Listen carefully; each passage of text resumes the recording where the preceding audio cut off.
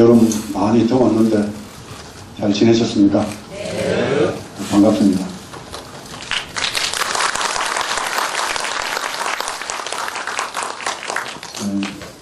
오신 분들은 조금 적은데 박수소리 더 큰데요.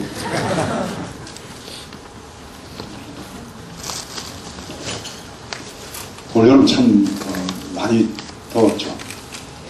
저는 강원도 대관령에 있어 놓으니까 하루인가 이틀 떠놓고는 저녁에 그래도 불을 슬쩍 넣어야지 잠을 잘 수 있지. 추웠습니다. 그래서 항상 마음속으로 우리 단체부의 회원 신도분들한테 미안한 그런 마음, 저는 혼자 시원하게 있으니까 그랬었습니다. 여름 무덥게 그렇게 덥더니 이제 요새는 뭐 아침 저녁 갑자기 그렇게 기후가 돌변했어요. 9월 1일부터 그렇답니다. 지금 뭐 가을로 가는 건지 겨울로 바로 가는 건지 참 무상하죠. 더 덥죠. 그 여름 그러더니 또 가을로 돌아가는데 그렇답니다. 사계절이 분명한 곳, 또 이런 곳에 사는 분들이 머리가 좋고 또 여러 가지 생각도 많이 하게 돼서 세계적인 철학가, 사상가 뭐 이런 사람들이 많이 나온다고 그래요. 물론 뭐 아프리카를 이렇게 비하하는 건 아니지만은 계속 따뜻하니까 언제든지 나가면은 뭐 바나나고 뭐 먹을 걸 다 먹을 수가 있으니까 고통이 없는 겁니다. 변화가 없는 거예요. 변화가 없으니까 뭐 생각할 필요가 없죠. 맨날 좋으니까 조금 나가면 먹을 거 있고 뭐 맨날 복장도 치면서 놀기만 하면 되고. 그러니까 아프리카 음악이라든가 재즈라든가 브루스라든가 그 음악 전체가 다 아프리카 음악입니다. 아프리카 흑인들이 축제 때 썼던 음악들이 지금 뭐 서양 음악에 어떻게 보면 클래식 말고는 거의 근간을 아프리카 음악이라 두고 있다고 해도 과언이 아니죠.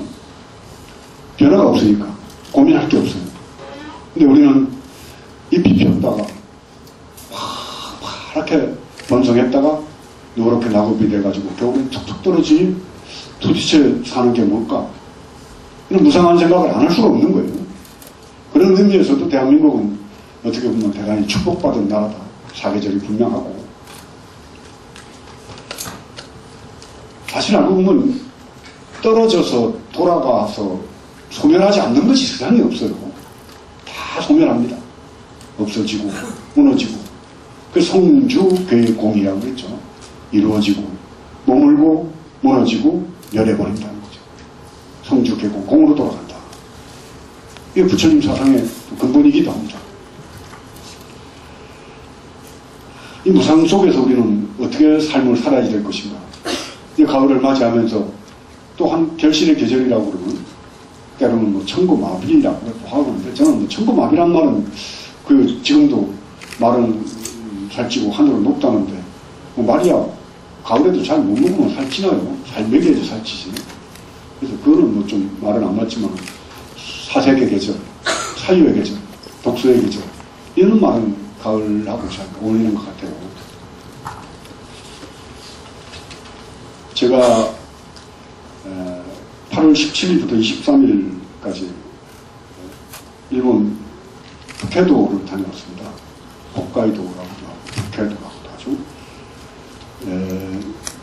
봉사에 오래 다니신 분들은 기억하실 겁니다. 2007년도에 봉사에서 북해도 홋카이도에 강제로 징용돼 가셨던 분들의 유고를 발견을 했어요. 그러니까 이번에 홋카이도 그러면은 뭐 지금 우리들 생각에는 눈이 많이 내려서 10월 달부터 5월 달까지 눈 때문에 막 눈에 치여서 사는 그런 가보신 분 계십니까? 홋카이도? 다 여름에 이렇게 가면 시원하게 쉬는 데로다가 알려져 있지만은 지금은 비행기로 3시간인가요? 3시간 반이면 가지만은 일제 때 홋카이도는 그야말로 오지 중에 오지요. 그 추위 때문에 정말 도저히 살기 힘든 그런 땅, 고난의 땅, 자연환경 때문에 인간이 살아가기가 굉장히 힘든 땅, 그게 홋카이도였습니다. 근데 그 홋카이도의 탄광, 또 아니면 댐 건설, 또 도로 건설, 터널 건설을 하기 위해서 한국의 젊은 사람들이 강제로 많이 끌려가서 매를 맞고 병들어서 또 아니면 몸이 약해져가지고 뭐 죽으면은 갖다 산야에다 갖다 거의 버리다시피 했더라고요. 묻어주지도 않고. 그랬던 분들의 유골을 발견을 하는데 한국이나 일본이나 또 양심적인 분들이 있습니다. 그 일본의 홋카이도에 도노이라라는 스님이 한 분이 홋카이도 포럼이라고 시민사회단체를 조직을 합니다. 사실은 저도 앞으로 우리 단지구례가 이제 그런 길로 가야지 된다고 생각을 해요. 그 포럼에서 그분들이 하는 일이 뭐냐면은 홋카이도에 강제로 징용 와서 그 산야에 묻혀있는 조선인들 유골을 찾아서 한국으로 반환하는 겁니다. 돌려보내주는 겁니다. 살아서도 고국 땅을 밟아보지 못하고 죽어간 억울하고 외롭고 추위에 떨면서 굶주림에 떨면서 맞아서 죽어갔던 조선인들의 넋을 달래주는 눈물이 나는 그런 그 장면들입니다. 그 도노이라 스님이 한국을 연락을 오셔가지고 한국에 끌려간 분들 네 분이 거의 신원 확인이 안 됩니다. 그 신원이 확인이 안 돼가지고 같이 한꺼번에 여기저기다가 묻어놓은 한국인들의 그 유골이 얼마가 되는지 알 수가 없어요. 몇만 기가 되는지. 근데 이분은 다행스럽게 신원이 확인이 됐어요. 네 분이. 하동분들이에요. 그래서 한국으로 이분들을 돌려보내야지 되는데 돌려받을 주체가 없는 거예요. 유가족들은 전부 다 가난하거나 일제 때 징용 끌려갈 정도니까 이제 전부 다 집안도 먹고 살기가 힘들었겠죠. 그때도 일본 순사나 일본의 무슨 저 면석이한테 돈 몇 개 집어주고 증명해서 맞이기도 하고 뭐 그렇지 않습니까? 우리나라 군대도 저희들 군대 갈 때만 해도 저하고 저 군대를 같이 간 분이 세 분인데 한 분은 곽병원이라고 저희 동네에서 그때 병원이 뭐 부잣집이죠. 병원에 있던 분은 정신에 문제가 있다고 그래서 중간에 가버리고 또 한 분, 둘은 다 중간에 훈련받다 말고 집으로 가요. 저만 애국자가 돼가지고 농산훈련소 26년대 훈련 참 겨울에 1월 21일날 그 입대를 해가지고 그 육지훈련 받고 저 강원도 화천 사창이라는데 그 부대 이름이 이기자 부대입니다. 격리할 때도 뭐 이기자 이렇게 격려합니다. 그 부대 가서 1년을 근무하다가 이제 또 월남을 갔다 와서 5군단 포천에서 제가 군대 생활을 하는데 뭐 이제 여담입니다만은 군에 갔을 때 겨울에 그때만 하더라도 밥을 제대로 안 줘가지고 배가 고파서 훈련을 못 받을 정도였습니다. 저희들 군에 있을 때는. 지금이야 뭐 배고파서 군대 생활 못하겠다 소리 안 하죠. 근데 갑자기 훈련소 소장이 소 누구였었는데 그분이 와서 왜 식량이 모자라냐면요. 장교부터 하사관까지 해가지고 전부 쌀을 떼어먹습니다. 중간에. 군대 비리하고 교도소 비리는 아직도 남아있다고 그래요. 다 떼어먹고 밥을 지으니까 밥이 모자르죠. 근데 일체 그 식량을 못 떼어먹게 하고 밥을 자유급식을 했어요. 마음대로 먹어라. 그전에는 밥을 이렇게 해서 이만한 그 국자 같은 데다 퍼서 딱 덜어줬는데 이제 우리가 퍼서 먹는 거예요. 우리 때부터. 신이 나죠. 그 밥을 받아가지고 와서 밥을 먹는데 이 기관사병들이 어떻게 머리를 쓰냐면요. 밥은 마음대로 퍼가게 하는데 김치를 마음대로 못 가요. 김치를. 그러니까 밥만 많이 퍼가면 뭐 김치가 없는데. 김치하고 국하고 밥하고 같이 먹어야 되는데 훈련소장이 밥을 마음대로 주라고 그랬지 김치를 마음대로 주라고 그랬다. 그러니까 김치를 배식부에서 김치를 주면 그만큼 한 2토막 줍니다. 밥 못 먹을 때. 그러니까 그 김치하고 밥하고 맞춰 먹으려면은 이렇게 씹어 먹어야 돼요. 밥 한 숟갈 넣고 김치 이렇게 먹어야 돼요.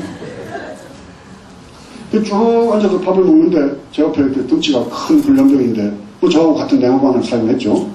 그 밥을 먹는데 제가 잠깐 이렇게 한눈 파는 사이에 내 김치 집어간 거예요.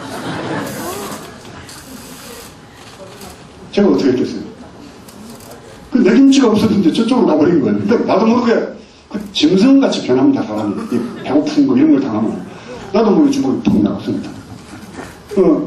김치 입에 들어가서 먹다 말고 툭 맞아가지고 밥알이 튀어나오고 이러면서 이제 식당이 싸움판이 되니까 대부분 뭐 기관사병이 군령들이 거기서 밥 먹다 시장에서 싸우면 되겠어요. 그 끌려나가가지고 벌을 받는데 무슨 벌을 받느냐. 중대장실도 끌려갔더니 너희 놈들은 동지에도 없고 인간이 말이지 그때 처먹다 말고 개같이 싸우느냐. 이를 지나간 좀 지저분한 얘기는 안 해도 되는데 재밌으라고 해야 되는데 그래가지고 중대장이 벌을 주는데 때리진 않더라고요. 때리진 않고 너희들이 그렇게 김치를 좋아하니까 이만한 무김치를 입에 물고 중대장실 앞에 둘이 서 있는 겁니다. 영하 10도씩 내려가는데요. 그 김치를 입에 물고 다른 애들 훈련받으러 가는데 서 있으니까 입에서 침이 줄줄줄 흘릴 거 아닙니까? 이게 어느 거예요, 이게. 김치를 물고. 그랬던 일이 있습니다. 그만큼 그 어려웠던 그 시절. 사실은 뭐 배불리 먹기 시작한 지가 얼마 안 됐죠. 제 얘기가 지금 딴 데로 갔습니다만, 그런 이 도노미라 스님의 부탁으로 네 분의 그 유고를 한국에서 받을 주체가 없어요. 이것도 참 아주 비극적인 겁니다. 대한민국 이래서는 안 되는 거죠. 제가 1999년도에 평양에 처음 도착을 했는데 순환 비행장에 미 군용 비행기가 하나 있는 거예요. 미국 비행기가. 미국 군용 비행기가 하나 앉아있어요. 그래 놀라가지고 아니 저기 왜 평양 비행장에 그 북쪽 그 사람들 평양 사람들 말로는 미제 우리의 원수 뭐 타도하는 그런 그 미국 비행기가 앉아있을까 알아보니까 미군 유해 발군 6.25 전쟁 때 압록강까지 진격하다가 후퇴할 때 죽은 미군의 유해 발굴을 위해서 평양하고 협상을 해가지고 거기에 미군이 와 있는 겁니다. 한국 발견하는데 5천만 원씩 주는 거예요. 한국당. 그 지금 뭐 600여 구를 발굴을 했다고 그래요. 근데 우리 남쪽에 우리 대한민국 군인들이 가서 돌아가신 유해는 얼마가 있을 것이며, 물론 또 일제 때 강제로 징용돼 갔던 우리 동포들, 우리 조선족들이 일본에 얼마만큼 묻혀있는지 어떻게 되느냐 상황 파악도 전혀 안 되고 있는 겁니다. 그래서 한국에서는 도저히 그분 네 분들의 유해를 이렇게 받을 단체도 없고 국가가 해야지 됩니다, 사실은. 그래서 연락이 와가지고 봉사에서 했으면 어떻겠냐 싶어서 그럼 좋다. 뭐 주지가 제가 2006년도 11월 달에 주지를 들어가고 이 일이 2007년도 3월인가요? 이렇게 해서 이런 행사를 하게 됐습니다. 근데 이분들이 하동분들이에요. 근데 신원을 확인을 해보니까 15, 17, 10몇 살에 끌려간 겁니다. 전부 차남들이에요. 장남이 없어요. 우리나라는 가난하거나 부자거나 장남 우선주의 아닙니까? 장남. 하여튼 장남한테 잘해야지 되고, 장남이 최고고, 아들이 최고고, 딸은 별로고. 저희들 그때만 해도 그랬었습니다. 그러니까 장남한테 지금 영장이 날라왔는데 장남을 안 보내는 거예요. 그리고 차남을 보내요. 장남 대신에. 장남으로 둔갑시켜서 보냅니다. 누구 17살 먹고 15살 먹은 어린애를 그 징용 누가 데려가겠습니까? 그러나 옛날에는 집안에서 둘째를 보내기 위해서 어린 그 애들을 보내서 자손이 없어요. 아들이 있거나 뭐 딸이 있는 게 아닙니다. 그러니까 조카, 작은아버지의 큰아버지의 조카가 작은아버지의 유고를 받으러 오는데 전부 또 가난해요. 하동에서 올라오시는 분들이, 조카들이나 뭐 이런 동생들이 좀 가난한 분들. 그렇게 해서 봉사에서 일본에서는 이제 오시는 분들이 정말 이런 그 뜻깊은 행사에 당신들이 돈을 모아가지고 이걸 발견을 하고 있으니까 한국을 가서 같이 행사를 하고 싶어서 한 30여 분이 오시는 겁니다.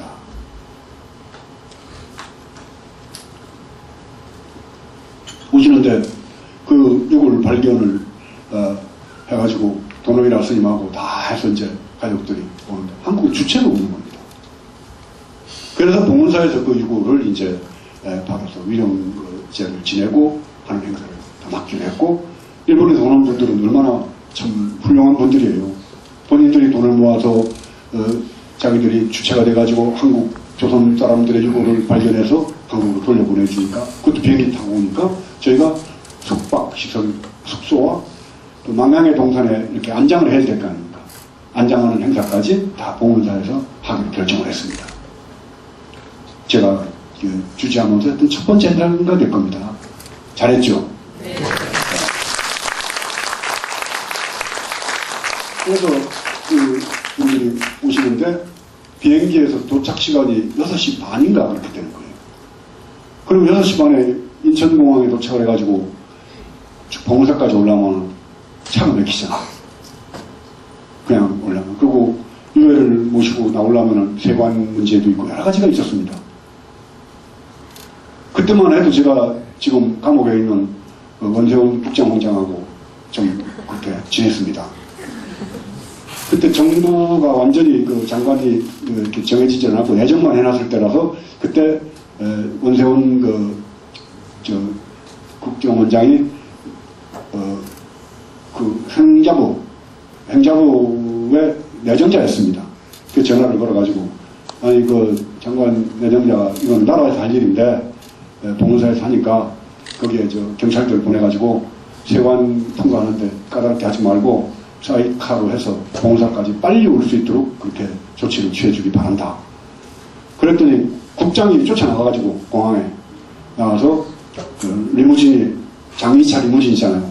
리무진이 공항 안으로 들어가서 유해를 전부 다 싣고 전부 세관도 조사 안 받고 뭐 평생 사이카가 막 맹행거리면서 싣고 와서 이제 봉은사는 저 호텔에다가 그분들 모셔놓고 해서 이번에 가서 그때 왔던 분들 만나니까 내가 한국에서 굉장히 대단한 줄 알더라고요.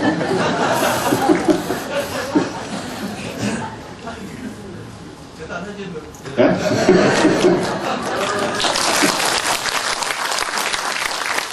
그래서 행사를 정말 잘 치러서 망향의 동산에 가서 안장식까지 또 우리 궁금승 보살님 잘 아시잖아요. 네, 그렇게 해서 행사를 정말 잘했습니다. 네, 잘하고 몇 번을 그 홋카이도에 한번 이렇게 왔으면 하는 청을 받다가 내미루다가 이번에 이제 유해를 한번 발굴하게 됐다고 해서 행사에 참여를 했습니다. 그 영하 20도, 보통 40도, 좀 추우면 40도입니다. 홋카이도 처음 가봤으니까요. 내려서 가다 보니까 길에 양옆에 뭐 이렇게 가로등 같은 게 이렇게 크게 전봇대 같은 데다 가로등이 달려있어요. 쭉. 근데 저게 뭐냐니까? 눈이 많이 와서 그 눈차가 치울 때 양쪽 도로 표지를 해놓은 겁니다. 얼마나 눈이 많이 와요. 가본 분들이 다 알겠지만 참 그런 분들이 묻혀있는 그 홋카이도 땅을 밟으면서 저로서는 만감의 교차를 하는 생각이었습니다. 참 자기 조국과 자기 고향 행복하게 거기서 못 살고 어린 나이에 추운 나라, 그때 뭐 방한복이나 있었겠습니까? 신발이나 제대로 신었겠습니까? 밥이나 제대로 먹었겠습니까?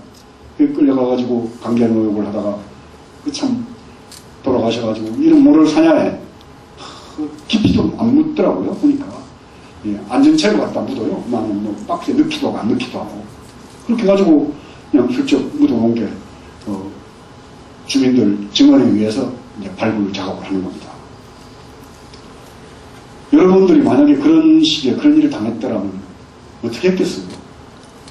누가 한 사람 돌아봐주는 사람 없고 누가 한 사람 응원해주는 사람 없는 먼 이국 땅에서 17살, 18살, 엿을 먹은 소년이 끌려가가지고 매맞아가면, 굶주려가면서, 병들어가면서, 그러다 죽어가는 그 세월들. 오래전 얘기가 아닙니다. 100년도 안 된 얘기예요. 기가 막힌 역사를 우리는 안고 가는 겁니다. 사실은. 일제침략이라는. 어떻게 죽어갖고 어디에 묻혀있는지도 몰라요. 그 발굴을 한다고 찾아보면은, 주민 증인 갖고 찾다 보면 안 나올 때가 80%라고요.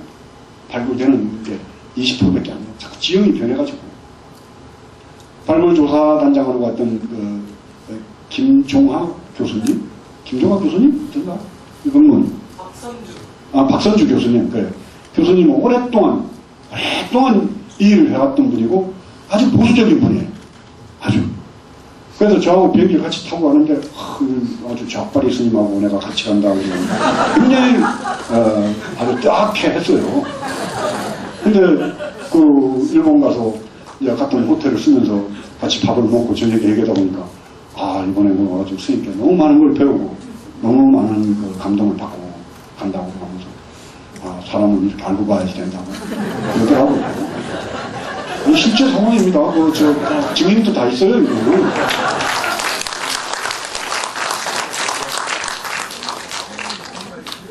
예?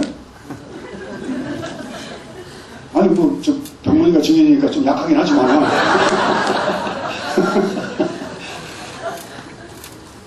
정말로 도나라 스님과 일본의 아주 양심적인 변호사, 또 국회의원, 했던 분이 떨어지긴 했습니다만 그분이 저희들 운전해서 계속 안내를 했습니다. 그래서 사실은 그저께 저녁에는 그 일본에서 국회의원 했던 그 여성분이 와가지고 제가 저녁 대접을 했어요. 정말 일본인 같지 않은 일본인. 우리 조선 사람도 나쁜 사람이 있지 않습니까? 진보가 진보, 보수, 편가르기를 하는데, 보수는 다 나쁘고, 진보는 다 착하고 좋은가요? 아니, 진보도 악질들이 많아요, 정말. 지저분한 놈들 많고요. 보수도 착한 사람들 많습니다. 정직하고 바르고. 보는 관점의 차이가 약간 있을 뿐이죠. 네? 진보라고 무슨 다 훌륭하고, 자기들이 앞으로 특명을 하고, 진보가 타락하면 보수보다 더 악질이 되는 경우를 수없이 봤습니다. 의리 없는 경우도 봤고요. 우리 장준하 선생님, 장호건 선생님 와 계시지만 장준하 선생님 보수입니다. 만공 보수주의자입니다. 너무나 양심적이기 때문에 정권에 잘못 보인 건 말고는 합니다. 근데 그 행사에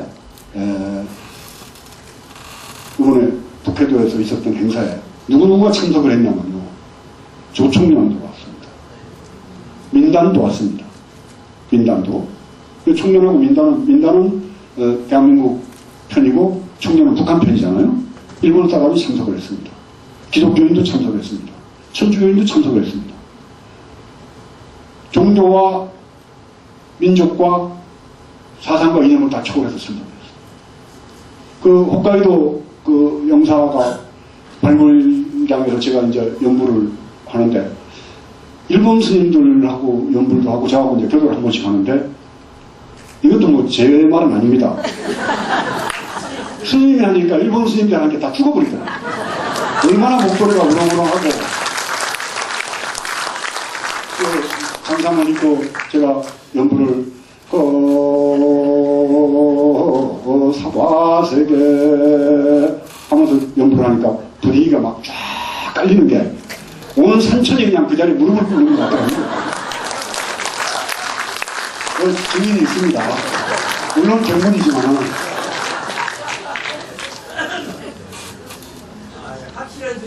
다 모였어요.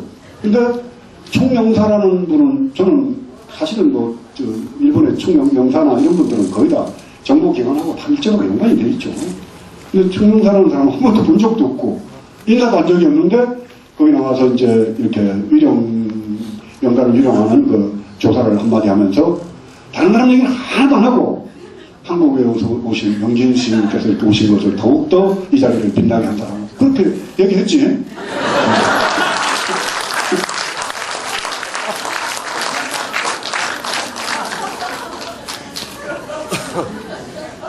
종교이면서도 정말 부도덕하고 비도덕적이고 저 인간 같지 않은 인간들 얼마나 많습니까?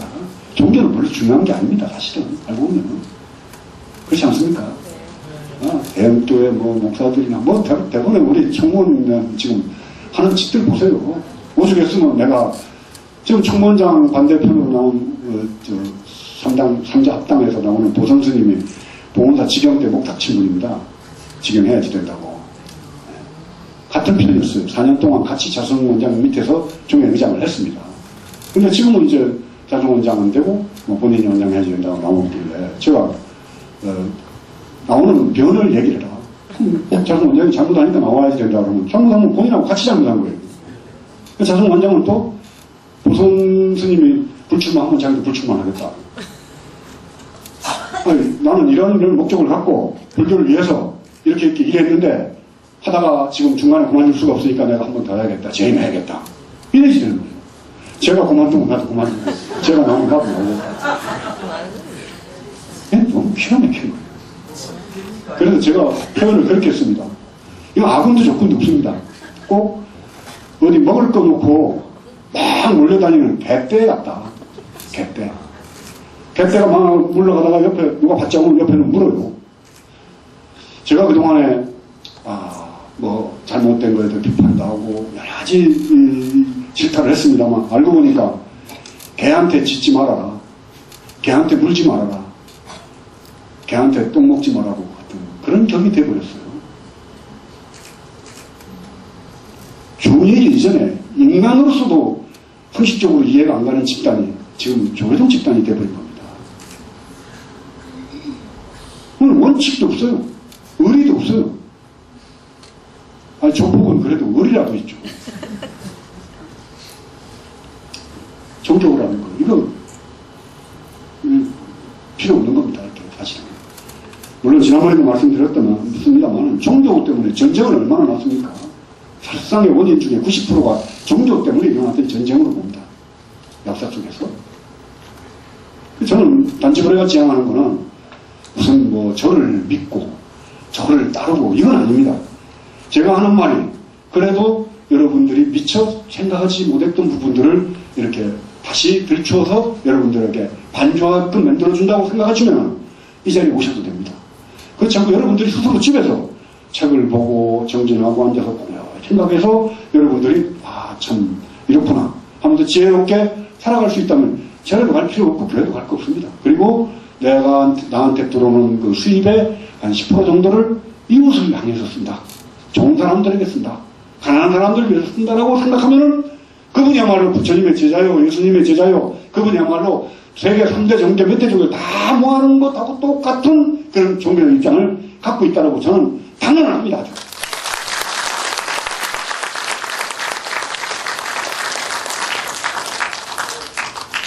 그렇지 않습니까? 종교에 탈을 쓰고 나쁜 짓 하고 숭악한 짓 하고 세속인들부터 손가락질 받는 이런 숭악한 짓 하면 그게 어떻게 종교가 되는 거예요? 얼마 전에 조교사 앞에서 그 뭐 1인 시위를 한다고 했던 적광이라는 스님을 정문 헌법부에서 데리고 끌고 들어가 그 동영상이 다 돌아다녀서 보셨죠? 네. 이건 아닙니다. 이건 아닙니다. 그 얼굴 보세요. 그 순박하게 생긴 그 스님 적광 스님. 그 조교중 총무원 청사 지하에 정보원 정보부 중앙정보부 지하 같은 데로 끌고 들어가서 얼마나 린치를 했는가. 온몸에 피멍이 들고 발가락이 부러져가지고 결국은 헌법부 직원들이 붙들어다가 동국대학교 일산병원에 입원을 시켜놓고 거기서 계속 지키는 겁니다. 직원들이. 근데 예수님이 얼마나 순진하냐면은 매를 맞으면서라도 내가 약속을 했다 이거예요. 사법부에 제소 안 하고 없었던 일로 하겠다고. 그래서 고발을 안 하는 거예요, 본인이. 그런 사람을 데리고 가서 폭행을 한 겁니다. 그런데도 총무원도 아무 소리 안 하고. 그리고 제3자가 고발을 했는데 종로경찰서에서 고발을 안 해요. 조사를 안 합니다.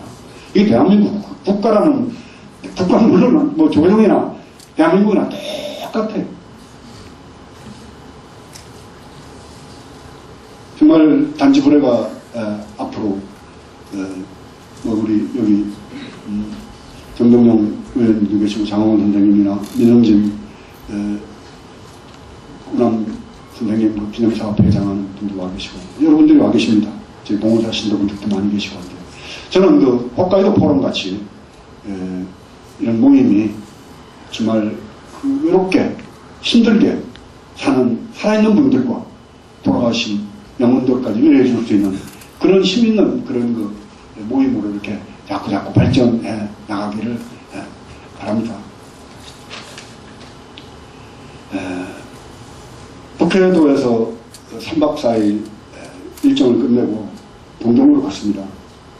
동경에서 사실은 그 서희 중생이 아프면 부처도 아프다라는 책을 일본에서 저같이 극성스러운 사람이 하나 있어가지고 그 책을 일본말로 번역을 했어요.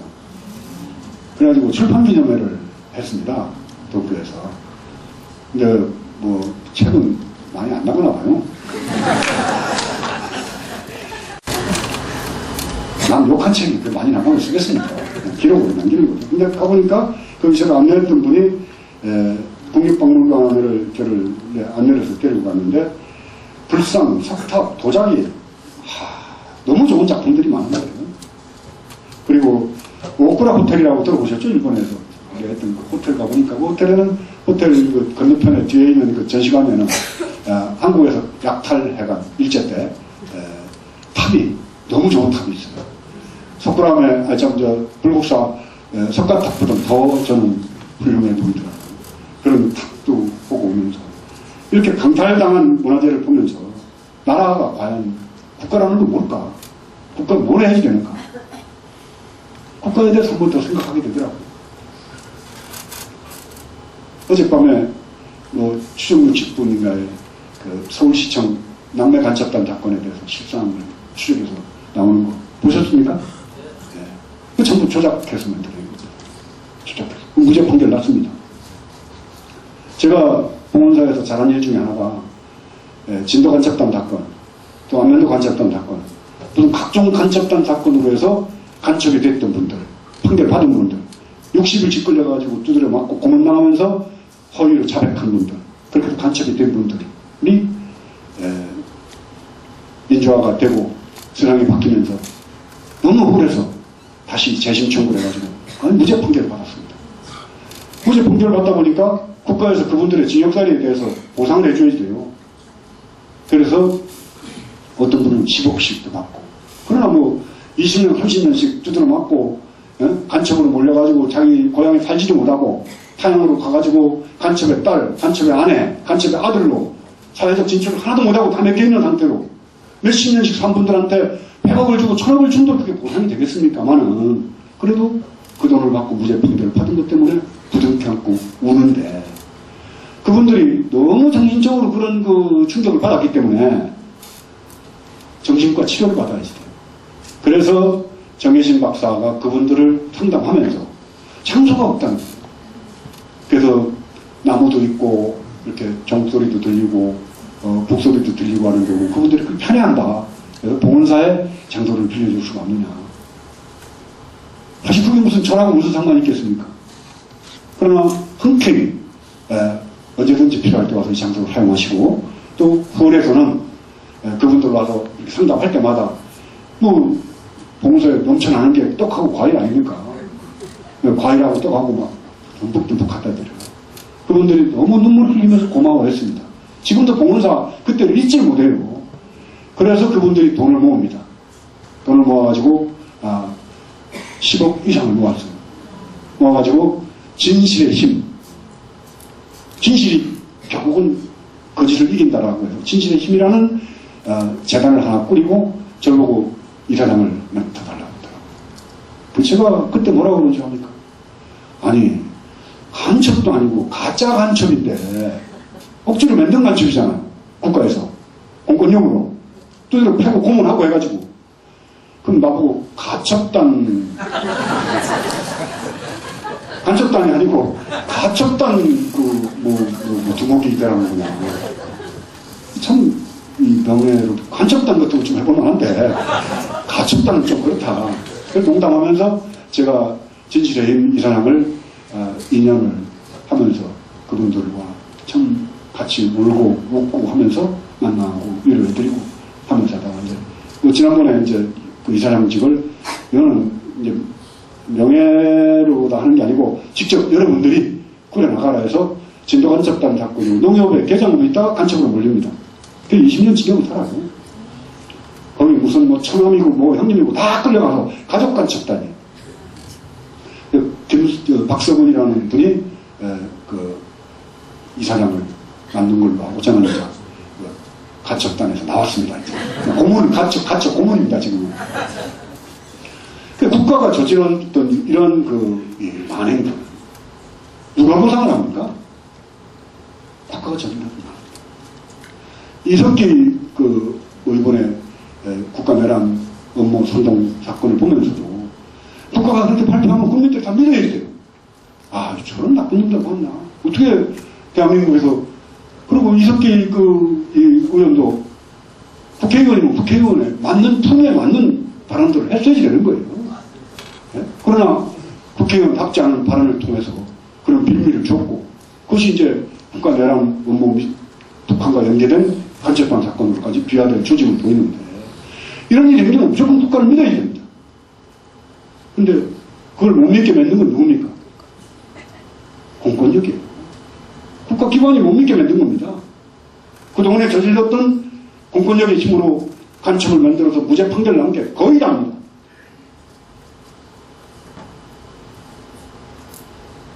이승만 정권 때는 북진통일, 멸망통일을 부르시던 때입니다. 그때 평화통일은 간첩이었습니다. 조봉암 선생이 평화통일을 주장하다가 간첩으로 몰려서 사형을 당합니다. 지금은 북진통일, 멸공통일 그러면 속으로는 보수적인 분들은 그렇게 생각할지 모르지만 북진통일 될까요? 남북 간에 서로 대화를 통해서 화해와 협력 속에서 적대적 공생관계 우리는 서로가 이제 적대적이지만 같이 서로 살아야지 돼요. 이제 서로 싸우고 하는 동안에 이익 보는 데는 주변 국가밖에 없습니다. 아니, 북쪽과 아주 군사적 긴장관계가 계속 유지가 돼야지 미국은 대한민국에다가 무기를 팔아먹을 수가 있습니다. 한반도에 미군이 주둔할 수 있는 핑계도 됩니다. 부산에 있는 하일리라는 기지에 얘기 들으셨죠? 미군이 6.25전쟁 이후부터 계속 주둔했던 하일리 기지에서 페놀 등 방사능 물질, 인간에게 해로운 여러가지 핵 폐기물 거의 비슷한 종류의 유해 물질들이 땅속에서 왜냐면 자기 땅이 아니니까 휘발유 먹고 다 땅에 묻어버리고 버린 겁니다. 그게 지금 이제 그 땅에서 솟구쳐 나오는 데를 조사도 안 하고 공원을 만들겠다는 거 아닙니까? 그 공원에 놀러 가면 그런 땅 밑에서 올라오는 그것 때문에 사람한테 해로울 텐데도 불구하고 합리적으로 생각을 해야 됩니다. 억지로 서는 절대 되는 게 아니에요. 그저께 어느 전 국회의원 되는 분하고 식사를 한번 같이 했는데 그분 얘기가 그겁니다. 저준이 낮은 단위의 핵 폐기물 원자력 발전소에서 썼던 장갑, 휴지, 무슨 이런 것들을 묻는 장소를 영암으로 하려고 했다가 또 어디입니까? 서해 바다 앞에 섬에다가 하려고 했다가 결국은 경주로 갔죠. 경주로 핵 폐기물 저장소가 경주로 갔지 않습니까? 그건 아주 저준이 핵 폐기물입니다. 실제 원자력 원자로에서 돌아가면서 나왔던 핵 폐기물, 플라토늄을 만들 수 있는 핵 폐기물은 지금 내년, 내후년 정도 되면 이제 갖다 버릴 데가 없습니다. 시멘트 공그레에다가 다 싸가지고 저 바다에다 집어던져야 되는데 그 배가 출항하는 순간부터는 세계 각국이 다 주시하면서 난리가 납니다. 이건 국민들을 설득을 해가지고 어디에다 묻든지 간에 묻을 장소를 우리나라가 만들어야지 되고 이것도 국가가 염려를 해야지 되고 앞으로 대책을 세워야지 될 부분으로 들어갑니다. 제가 이거 정영용 전 의원님 계신 데서 너무 이런 얘기를 해가지고 좀 뜨끔뜨끔합니다. 좀 이러다가 저 국회로 가도 되겠죠?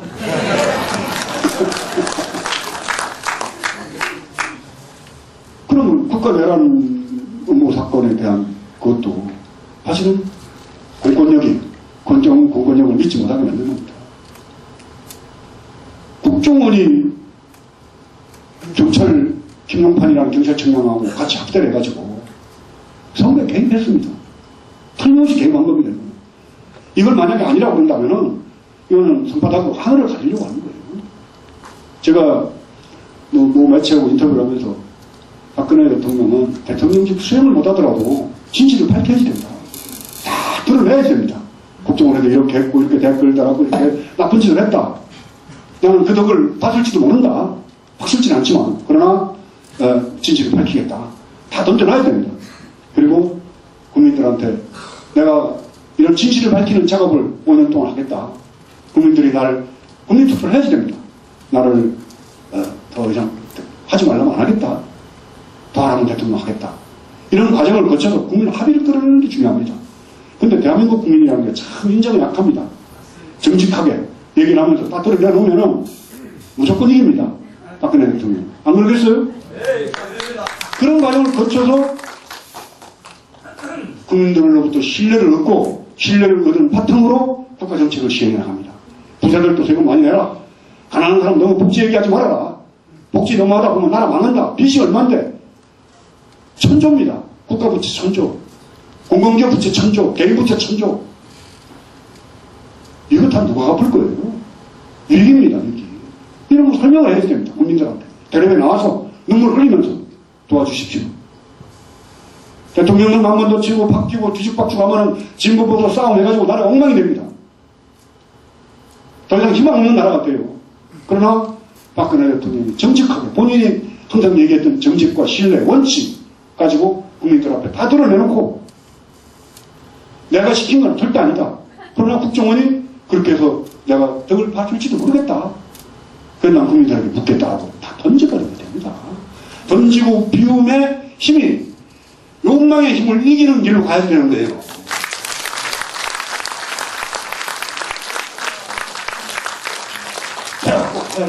나 아니면 안 된다. 오직 나만이, 오직 내가, 내 식구만, 내 편만. 이건 망하는 겁니다, 앞으로. 우리 미래의 종교는 모든 것을 비움을 통해서 선하고 착한 사람들이 연대가 돼서 세상을 바꾸는 그러한 그 틀로 짜져 나가야지만이 한국 사회뿐만 아니고 불교도 마찬가지고 인류 전체의 미래가 열립니다. 홋카이도에서 국경을 초월해서 종교를 초월해서 사상과 이념을 초월해서 민족을 초월해서 다 모였습니다. 조총련도 모였고 민단도 모였고 조선 사람도 모였고 일본 사람도 모였고 국회의원도 모였고 변호사도 모이고 학교 선생님들도 모이고 청년의 어린 학생들도 찾아왔었고 민단에 근무하는 아주 핵심 실무자도 와서 15만행의 기부금을 냈고 저도 10만행을 갖고 와서 기부를 했습니다. 다 이렇게 모여서 한 2,200만행 정도가 모여가지고 그 행사를 잘 치는 겁니다. 착한 사람들, 선한 사람들이, 마음을 비운 사람들이 내 욕심으로 가득 차서 모든 것을 내 뜻대로만 이루겠다는 이런 욕망을 버린 사람들이 앞으로는 세상을 만들어 나가야 되는데 나는 지금이라도 늦지 않았다고 생각합니다. 박근혜 대통령이 진실을 다 밝혀야 됩니다. 국정원과 경찰과 새누리당이 어떻게 연합을 해서 이번 선거에 개입을 했는지 그리고는 잊어버리면 됩니다.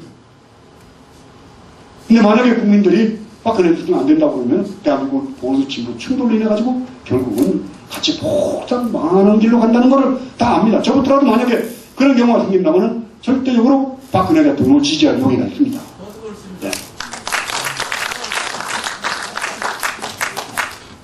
그리고 국가 권력이 저지른 그러한 그 모든 불의와 비리와 이 억지 주장 속에 벌려왔던 거짓말들이 국가를 못 믿게 하니까 동력이 안 생기는 거예요. 김대중 대통령 때 IMF가 터졌을 때 온 국민이 금을 막 애들 돌반지까지 뽑아가지고 나와서 금모으기 냈지 않습니까? 이게 국가 지도자가 만들어 나갈 국민들의 동력을 만들어내는 겁니다. 위기를 당했을 때, 나라가 위협에 처했을 때, 충병이 일어났고, 의병이 일어났고, 임진왜란 때 스님들이 제일 독하게 싸웠습니다. 그 일본 그 36년 동안 일제가 돌아가지고 제일 먼저 한 게 사찰령을 맺습니다. 사찰령. 그게 불교재산관리법으로 바뀝니다. 원래 쿠데타 일어나고 난 다음에 불교재산관리법으로 바뀌는데, 사찰령은 뭐냐면 조선 총독이 33개 본사 주지를 다 임명할 수 있는 권한을 갖고 있어요. 조선 총독이. 사찰령이 바뀌고 난 다음에 본사 주지나 문화재 사찰, 모든 사찰 주지 임명권이 총무원장 임명을 하면은 문화공보부 장관에 가서 허락을 받아와야지 공식적인 주지가 됩니다. 그러니까 권력의 하수인이 안 될 수가 없었던 게 한국 불교의 현실이었습니다. 기가 막힌 거죠. 물론 뭐 국가와 불교와 밀접하게 연관되면 안 될 여러 조건들은 많습니다. 얼마 전에 밀양표충사가 아시죠? 밀양표충사. 사명스님 고향이기도 하고 사명스님 출가지기도 하고 사명스님의 비가 있어가지고 나라에 위급한 일이 생기면 비에서 눈물이 줄줄 흘러가지고 뭐 그런 거 아시죠? 거기 주지를 했던 그 재경이라는 그 중이 땅을 8만 평을 팔아먹고 마카오로 도망을 갑니다. 땅을 8만 평을 왜 팔아먹냐면은 지금 여기 이름들 올라와 있는 도박생들하고 도박하다가 빚을 져가지고 땅을 팔아먹는데, 그 땅이 뭐냐면은 사명스님의 제사를 지내라고 조선 왕실에서 내려보낸 제후답을 팔아먹은 겁니다. 이러니 내가 이걸 개떼라고 안 합니까? 이게 개떼가 뭔데요? 근데 조계종 총무원에서는 그 실상에 대해서 조사를 안 하는 거예요. 옛날 같으면, 제가 조계의원이었을 때 같으면 특별조사위원회 꾸려가지고 난리가 났을 겁니다. 근데 전부 같이 수덕수덕 해가지고 묻고 넘어가는 겁니다. 왜냐하면 자성 원장이 연관이 되어 있기 때문에. 그런데 또 원장한다고 나오는 거예요. 저는 종이 뭐 너무 정치적이다. 이제 앞으로 이제 이런 얘기도 그만하려고 그래요. 물론 뭐 세상의 어두움과 세상의 불의한 걸 보고 얘기를 안 할 수는 없지만은, 그러나 종교인은 전에는 여당도 오고 야당도 오고 진보도 오고 보수도 오고 도둑놈도 오고 강도도 오고 착한 사람도 오고 다 오는 데가 또 절입니다. 그래서 절에 와서는 전부 다 좀 편안해져서 가야 되는데, 때에 따라서는 이 자리에 온 분들 중에는 조금은 불편해서 가는 분들도 있을 거라고 생각해요. 모든 분들이 편해지는 법회를 제가 꿈을 꾸고 있습니다.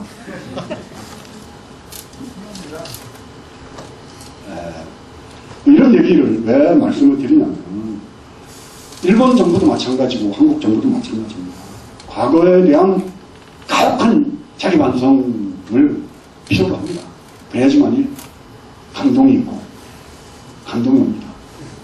작전 자기 반성이 있을 때 감동을 하는 거예요.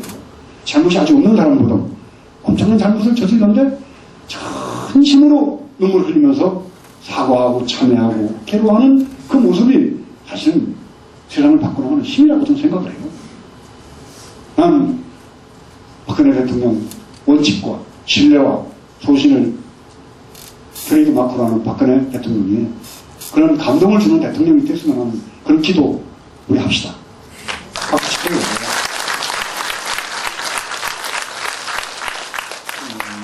지난 4일요 독일의 요아힘 가우프 대통령이 2000년 때 독일군이 이제 프랑스에 이제 있는 굴란이라는 마을에 들어가가지고 사죄를 합니다. 지금 외신들이 보도를 했는데, 올랑드 프랑스 대통령과 함께 이 마을에 이제 도착한 가우프 대통령이 희생자를 기리는 기념비에서 헌화를 하고 묵념을 합니다. 독일 대통령이 여기 방문해서 사과한 건 처음이라고 해요. 1975년도인가요? 독일 대통령이 폴란드의 그 6만 5천 명 학살한 자리에 가서 사과했던 장면은 세계 외신들이 전부 탑으로 올려서 보도를 했습니다. 그때 폴란드의 그 국민들이 그 기념비 제막식 하는 데로 몰려가면서 감히 독일 대통령이 여기 와서 사과를 하다니 하면서 전부 분노에 찬 모습으로 수만 명이 모였습니다. 근데 독일 대통령이 그 앞에 가서 딱 서 있다가 무릎을 바로 꿇습니다. 무릎을 꿇고 바닥바닥 무릎을 꿇습니다. 그 대목이 쭉 의식을 펴고 나가면서 보도가 되기를, 무릎은 대통령 혼자 꿇었지만 일어선 거는 독일 국민이란다.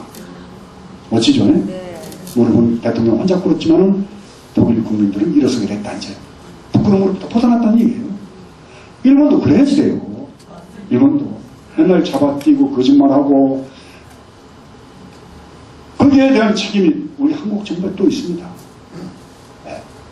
지금 위안부 문제, 징용 끌려간 놈들 문제, 이 보상에 대한 문제나 사과에 대한 문제를 전부 두리뭉실 묶어가지고 체결했던 게 한일협정입니다.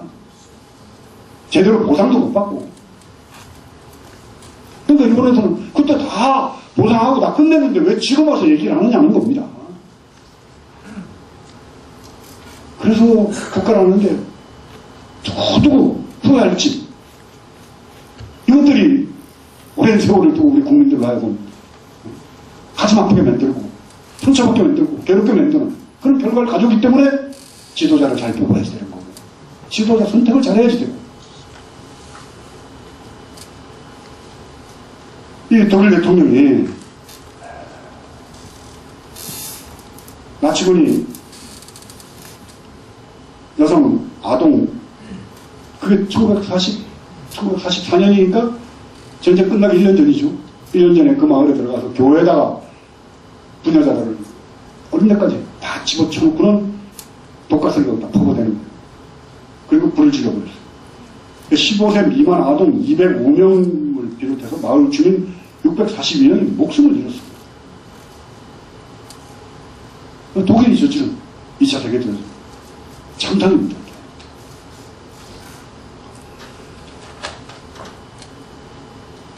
근데 일본은 어떻습니까? 일본은 사죄는커녕 지금 평화헌법을 바꿔가지고, 평화헌법은 일본이 전쟁을 할 수 없도록 군대를 못 갖도록 만들었기 때문에 일본은 군대라고 안 하고 자위대라고 하죠. 평화헌법을 바꿔가지고 이제는 필요하면은 다른 나라의 군대까지 다 보내고, 벌써 침략의 꿈을 꾸는 겁니다, 다른 나라. 근데 이게 어쩔 수가 없어요. 일본을 가보니까. 다른 데로 가고 싶어 하는 욕망이 안 생길 수가 없습니다. 지진 나죠. 화산 터지죠. 태풍 오죠, 여름이면. 그럼 섬에 갇혀있죠. 언제 지진 나가지고 막 울렁울렁 하면서 신칸센이 전부 뒤집어져가지고 기차가 못 다니고, 지금 흔들리고 그래봐요. 저는 잠깐 가 있는 동안에도 음식 마음대로 못 먹죠. 후쿠시마 원전 사태 때문에. 그래가지고 저 하루 땡겨서 왔습니다. 야, 병원아, 저 일정 하나 취소시키고, 저 그쪽에 주최측보 한국의 불교계가 무지무지하게 싸워가지고 내가 가야 된다 해요. 그래가지고 하루 땡겨왔어요. 불안해서 못 있겠더라고요. 나같이 수행이 깊은 스님도 그런데. 일반 사람들은 어떻겠어요?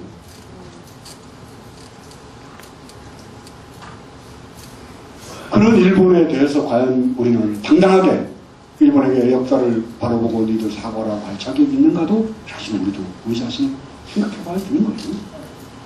그게 한일협정 비준을 통해서 맺어진 잘못된 일본에 대한 태도나 이런 것들이 실제로 그렇습니다. 8.15만 되면은 너희들 과거를 사과해라, 너희들 과거에 잘못했잖냐, 역사를 반성해라 그러는데, 일제 침략 시기에 아까도 말씀드렸지만 일본은 자꾸 대륙으로 나가려고 해요. 일본에 안 있으려고 합니다. 그러니까 지금 하와이고 호주고 일본 미국 본토고 땅을 그렇게 산다잖아요. 일본 사람들이. 그럼 불안하니까 자꾸 대륙으로 나가려면 DNA이기 때문에 침략을 어느 정도는 이해는 합니다. 용서하고 그럴 수도 없지만, 야, 그럴만도 하겠다. 저런 땅에서 어떻게 사냐. 대한민국은 복 받은 겁니다.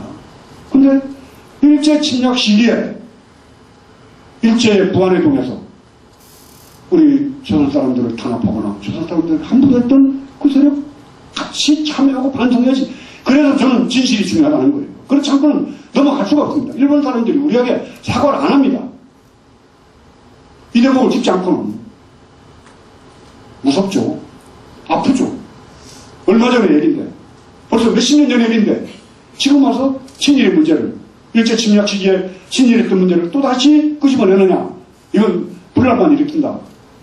물론 그렇습니다. 아무 이유가 없으면 과거니까 덮어놓고 우리는 새로운 미래를 향해서 나가자.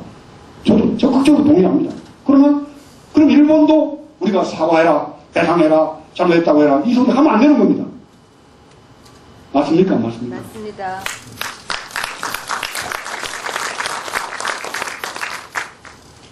과거 정산 제대로 하지 않아서 뿐만 아니라 과거 제대로 보듬지도 않아요. 독립운동했던 사람들 제대로 보듬었습니까? 우리나라가? 일제시기에 무능했던 나라 때문에 끌려간 분들을 되찾고 그들을 위로하고 보상하는 일은 저 같은 종교인이나 민간인이 할 일이 아닙니다. 국가가 해야 됩니다. 그렇지 않습니까? 과거를 올바르게 바라보고 받아들여질 수 있어야 미래도 아름답게 꾸며갈 수가 있는 과거 다 덮어놓고 그러니까 오물을 잔뜩 놔두고 모래로 슬쩍 덮고 휴지 같은 걸 허옇게 덮어놓고는 그냥 넘어간다. 그 냄새가 안 날까요? 푹 두고 더 골아가지고 썩은 냄새가 펄펄 나는데 그냥 거기를 지나가자고 그러면 그게 과연 설득력 있는 많은 사람들이 공감하고 따라갈 수 있는 그런 일들이 되겠냐는 겁니다.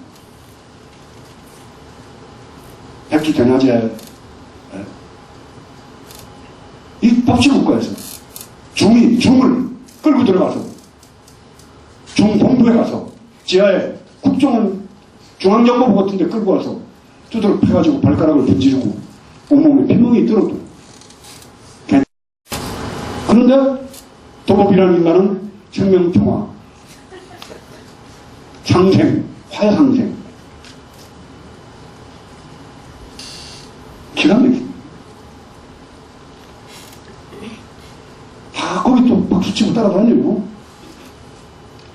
천일정진단을 만들어 놓고 500일 기념행사를 얼마 전에 했습니다. 오며 가며 제가 요새는 이제 서울 왔다 갔다 보면 천일정진단에서 정말 얼마나 참여를 하고 기도를 하고 작년 도박 사건을 반성하는 것 들여다보면 한 번도 거기 처하는 사람 본 적이 없어요. 동원사, 조계사, 직만사 이런 데 종원들 동원해가지고 절시키다가 지금 안 되니까 피어놓다시피 하고 있습니다. 그런데도 500일 기념행사를 하는 저 배짱, 저 낯짱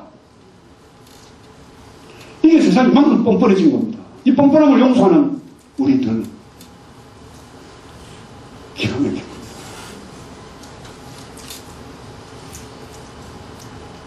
이제 수자 스님들이 정법 수호를 외치면서 단식하는 분도 있고 농성하는 분들도 있고 저기 앞에서 이제 그러고 있는데 거기에 대해서 별로 그렇게 호응도가 없어요. 무심해요. 우리 뭐 단지불에 신도님 중에 누가 가가지고 공양 하시라고 하면서 뭐 이렇게 했다고 저한테 그런 연락이 왔었습니다. 그래도 단지불에 밖에 없더라고요. 자, 무상하잖아요. 권력, 돈 무상합니다.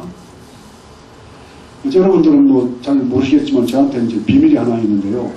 제가 선방에 안 가면은 뭐를 하나 선택해서 꼭 드라마 한 가지는 봅니다. 역사 드라마 많이 주몽이라든가 뭐 해신이라든가 이런 드라마 좋아해서 보는데 보다 말고 꼭 결제를 가고 그러니까 아쉽죠. 이제 요새 현대 드라마는 잘 안 끌려서 안 보는데 요즘에 이제 보는 게 SBS에서 하는 황금의 제국이라고요. 그걸 보는데 그건 스피디하면서도 뭐 전개가 빠르고 그 지난주에 멋진 얘기가 하나 나오더라고요. 막 재벌가가 막 서로 엉키고 뒤엉켜가지고 싸우는 드라마인데 거기서 나오는 대목이 어떤 사람을 부자라고 할 것인가, 부자는 누구인가, 재벌가 싸움하는 과정에서 나오는 얘기입니다. 무엇이 부자일까? 100억 가진 사람이 200억을 가지려고 하는 그 사람은 가난한 사람이다. 내가 가진 것 외에 더 많이 가지려 하지 않는 사람, 욕심이 없는 사람이지 그 사람이 부자다. 경제를 나오는 말입니다. 드라마에도 그렇고 소설에도 그렇고 만화책에도 그렇고 꼭 우리 인생에 지침을 하나씩 주는 대목들이 있더라고요. 욕심 없는 사람, 비운 사람, 그리고 현명하게 사물을 바라볼 줄 아는 지혜를 가진 사람. 이게 단지불회가 목적하는 바입니다.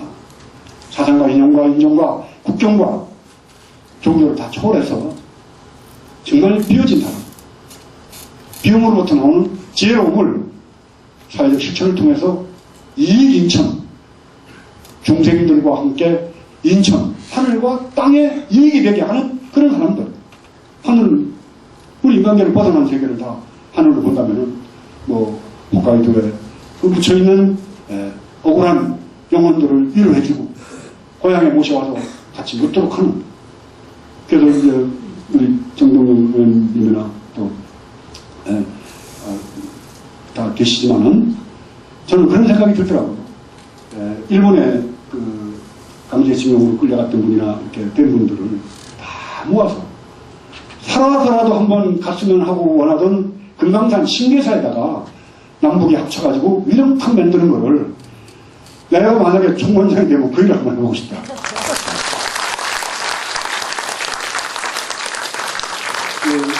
선생님 내려서 꼭 읽으셨다가 다음 꼭 저는 정치 꼭 하셔야 됩니다. 정동영 의원 같은 분이 정치하셔야지만, 왜냐하면 정동영 의원님은 이 법회에 오셔가지고 제 말을 너무 많이 듣고는 많은 깨달음을 묻어가지고 정말 거룩한 정치인이고 저는 저 때문에 그렇게 된 겁니다. 그래서 눈 온다 이런 프로젝트를 구현하고 실현하고 하는 꿈을 갖고 간다면 대한민국 밝아진다고 보는 거죠. 올바른 관점과 양심을 갖고 세상을 위해서 한 발 한 발 걸어가는. 그리고 그런 분들이 좋습니다. 저는 여기 10분이 오셔도 지금 이렇게 법문을 할 거고, 혹여라도 한 분이 계시더라도 이렇게 법문을 할 겁니다.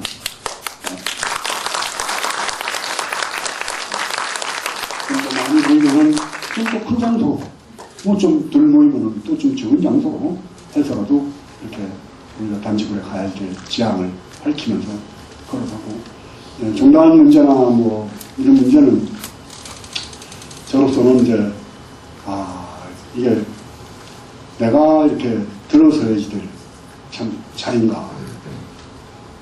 세상이 너무 추하게 변하면요 그걸 또 막아보겠다고 하는 게 잘못인 거예요.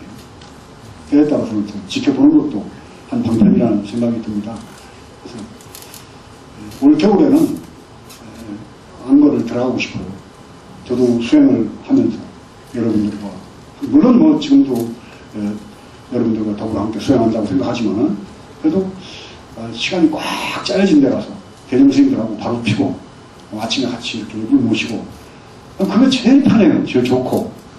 바로 그냥 이렇게 같이 하는 거, 그게 너무 딱 9시 되면 무조건 자야지 되고. 이제 몇 군데를 가려고 궁리를 해봤어요. 봉황산 너무 많이 갔습니다. 다른 데를 가야지. 핸드폰 안 터지는 데가 봉황산밖에 없어요. 핸드폰도 안 되는 데로 가서 또 겨울 한철을 이렇게 살아야지만. 그래서 이제 10월달, 11월달까지는 법회를 하고, 12월달은 이제 우리 선생님하고 공부 모임도 좀 하고 하면서 여러분들 단체별로 잘 이렇게 모르겠습니다. 저는 조직하는 거 별로 좋아하지도 않고 싫어합니다만, 이렇게 모여서 법회를 한다면 언제든지 와서 제가 여러분들과 함께 세상을 바라보고 고민하고 웃고 또 눈물을 흘리든 흘려가면서 홋카이도 포럼같이 정말 세상의 아픔을 위해서 우리 여러분들이 같이 할 수 있는 그런 조직이 되기를 바라고, 열심히 정진하시고, 이번 가을 사색의 계절이고 독서의 책도 좀 읽고, 꼭 경전만 읽으라는 얘기는 아닙니다. 일반 소설 책도 좋고, 만화책도 뭐 재밌는 만화, 좋은 만화 얼마나 많습니까? 허영만의 만화라든가 뭐 이런 거는 뭐 저도 뭐 만화 엄청 좋아해서 어렸을 때 만화 귀신이라고 별명이 있을 정도였습니다. 그래서 이재학의 만화라든가 박봉성의 기업 만화도 재밌습니다. 많이 보시고 조용하게 보내는 그런 시간 갖길 바라고, 다음 법회 때까지 건강하시길 바랍니다.